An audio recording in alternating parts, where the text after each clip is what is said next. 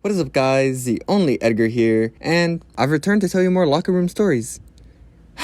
Where do I even begin? Besides changing in the locker rooms, the activities that took place in that class was diabolical. You remember when fidget spinners were a thing? I feel like everyone had them at some point during their peak, but in our gym class, only one kid had a fidget spinner, so occasionally he would let other people borrow it to spin around and such. One day, however, he lets this kid borrow his spinner while we are outside. Then, as we're coming back inside, I look behind me, and they are fighting. Literally like birds, everyone starts flocking towards the fight, and the coach, of course, had to break them up. And when he asked why they started fighting, the kid just said he didn't want to give his fidget spinner back. From that day on, fidget spinners were banned in gym class. Speaking of the coach, however, he was weird, like really weird. The way our PE class would work, we would sometimes be going to gym together with the girls, who also had class at the same time as us, and the coach would always, and I mean always, be staring at them. Even when we were out of the gym in the locker rooms, he had his own little office, and bro would just be chilling there, grabbing his balls.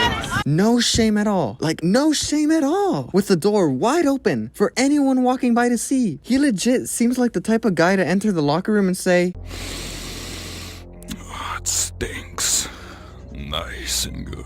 On top of all of this, he came to our middle school dance as well. Like, bro, please, can you give us some privacy? It's 4 a.m. and you ask me how it's going. You know I don't want you to say nothing to me. You hear what I'm saying?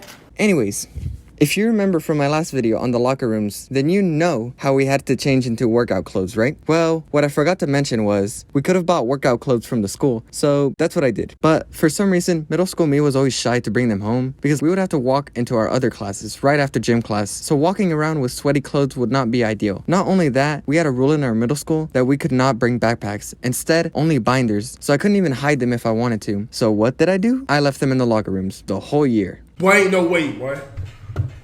Boy, ain't no way, boy. Thinking about it now, I can only imagine the smell it collected after 1 year of use. And when it came to the last day of school, I was still too embarrassed to take him out of the locker rooms. So chances are, they were put into a used clothes bin for kids who didn't bring their own workout clothes. So somebody out there right now has used my stinky old gym clothes. Huh. Weird.